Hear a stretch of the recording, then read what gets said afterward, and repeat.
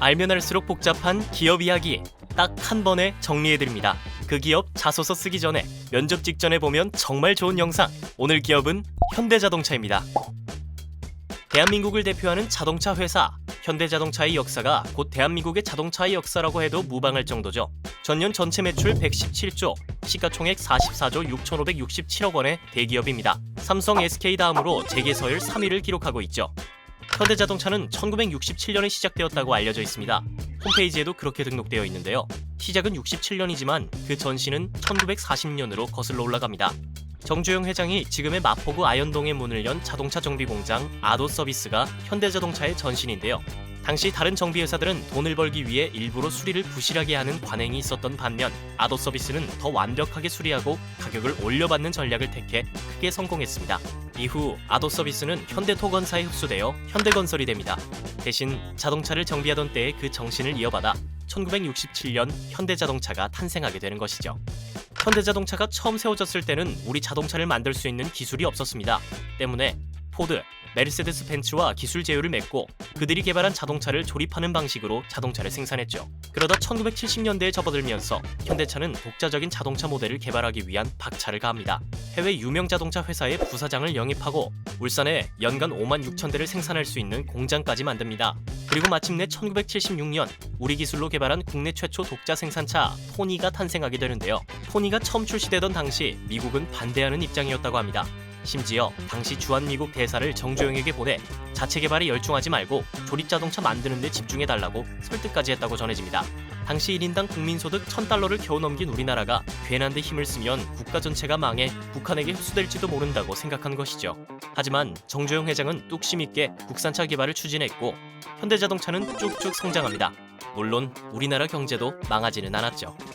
1990년대까지 우리나라 자동차 시장은 현대, 기아, 대우 세 개의 회사가 나눠 점유하고 있었습니다. 그러나 1998년 현대가 기아를 인수하면서 이 구도는 무너지게 됩니다. 기아 자동차의 자회사였던 아시아자동차까지 현대차 그룹에 들어오게 되었고 현대는 당시 기준으로 세계 11위 규모까지 성장했습니다. 1976년 막 개발한 포니 6대를 에콰도르에 판매한 것이 현대자동차의 첫 번째 수출입니다. 이후 캐나다에 현지 법인을 세우며 본격적으로 북미 시장에 진출하고 1989년에는 브로몽의 현지 공장도 세웠는데요. 이 공장은 잇따른 부진으로 결국 1993년에 문을 닫으며 현대차의 흑역사 중 하나로 남았습니다. 당시 실적이 부진했던 이유는 다른 게 아닙니다. 현대차의 품질이 너무 나빴던 거죠. 품질 조사에서 항상 하위권에 머물렀고 코미디의 소재로 사용될 정도로 형편없었습니다. 당시 현대차를 이끌던 정몽구 회장은 북미 시장에서 성장하기 위해 무상 보증 기간을 10년, 10만 마일로 보장하는 파격적인 정책을 내세우게 됩니다. 땅 파서 장사하는 것도 아니고 이렇게 하면 회사는 망하겠죠.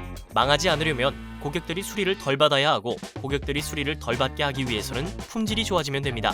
이와 같은 배수의 진 덕분에 현대차의 품질은 놀랍도록 개선되었고 2016년에는 포르쉐를 꺾고 품질조사 1위를 달성합니다. 현재 현대자동차는 전세계 자동차 판매량 3위에 오른 회사입니다. 도요타 그룹과 폭스바겐 그룹의 뒤를 잇고 있죠. SUV, 세단, 친환경 전기차 등 다양한 제품을 공격적으로 출시한 점이 이와 같은 상승세의 이유로 꼽혔는데요. 현대차는 2021년 전기차 판매 세계 3위, 수소차 판매는 세계 1위를 기록하기도 했습니다. 이렇게만 보면 현대자동차가 승승장구만 한 것 같지만 아닙니다. 앞서 잠깐 언급한 캐나다를 비롯해 현대자동차가 진출 실패한 시장도 참 많은데요. 그중 최고의 철옹성은 일본입니다.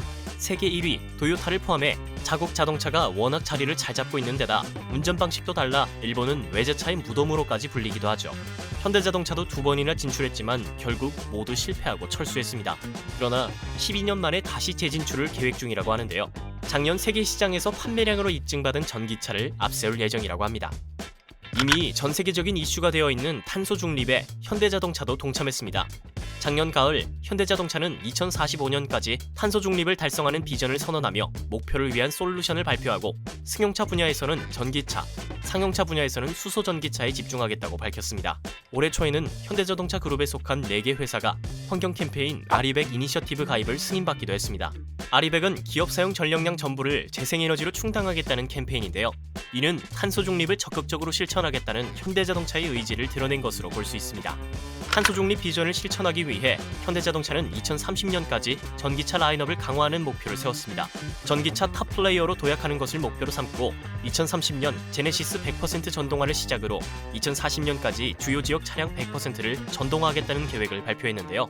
이를 위해 우선 2030년까지 전기차 17차종을 구축하며 라인업을 강화할 예정입니다. 이처럼 새로운 성장 동력으로 무장한 현대자동차는 강점도 다양합니다. 새로운 스마트 모빌리티 환경에 대응하고 앞서 나갈 수 있는 기반을 가지고 있다는 점도 강점입니다. 또한 세계 3위의 자동차 회사라는 인지도 역시 무시할 수 없겠죠. 경쟁사보다 안정적인 물량 확보, 상품성 등으로 현대자동차는 코로나 시기에도 실적으로 그 강점을 증명했습니다. 그럼에도 불구하고 해외 매출에 집중된 수익 구조는 현대자동차의 고질적인 약점으로 지적받고 있습니다. 2019년, 2020년 자료만 살펴보아도 각각 53%와 44%에 달할 만큼 해외 매출 비중이 매우 큰데요. 이는 강점일 수도 있지만 세계 시장의 영업 환경에 따라 실적이 달라질 수 있다는 점에서 약점으로 꼽힙니다. 또한 코로나 팬데믹부터 시작된 반도체 수급 불균형 역시 아직 해소되지 못한 현대자동차의 약점 요소입니다. 그러나 최근 몇 년간 꾸준히 변화해온 자동차 시장의 환경은 현대자동차의 기회 요인이기도 합니다. 탄소 중립 등 친환경에 대한 수요가 전 세계적으로 꾸준히 발생하고 있고 이 덕분에 자율주행차 시장 역시 성장 중입니다. 현대자동차는 작년 전기차 세계 3위, 수소차 세계 1위의 실적을 달성하며 이미 그 기회를 입증한 바 있습니다. 그렇다면 현대자동차의 위험 요인은 무엇일까요?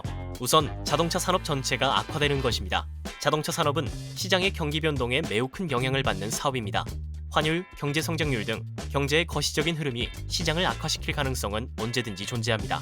자동차 규제 역시 현대자동차의 위험 요인이 될 수 있습니다. 최근 국내를 포함해 자동차 관련 규제와 법령이 강화되는 추세입니다. 규제로 인해 자동차 수요가 줄어들고 이에 민첩하게 대응하지 못한다면 완성차 시장 전체가 장기적인 판매량 감소로 이어질 수 있습니다. 올해 초 미국에서 열린 CES 프레스 컨퍼런스에서 현대자동차는 메타모빌리티라는 개념을 새로운 사업 목표로 발표했습니다. 메타모빌리티는 메타버스의 로보틱스를 결합한 개념인데요. 친환경도 자율주행도 아닌 로보틱스를 사업 목표로 삼았다는 점에서 화제가 되었습니다. 마이크로소프트도 현대차의 메타모빌리티를 구축하는 작업에 지원하겠다고 밝혔는데요. 메타모빌리티를 포함해 현대차의 스마트 팩토리가 구현된다면 인건비와 유지 보수 비용을 대폭 줄일 수 있을 것으로 기대됩니다. 자동차에서 삶의 동반자로 휴머니티를 향해 진보하는 회사. 오늘은 대한민국을 대표하는 세계 3위의 자동차 회사 현대자동차에 대해 알아봤습니다. 궁금한 기업, 정보가 필요한 기업이 있다면 언제든지 댓글 남겨주세요.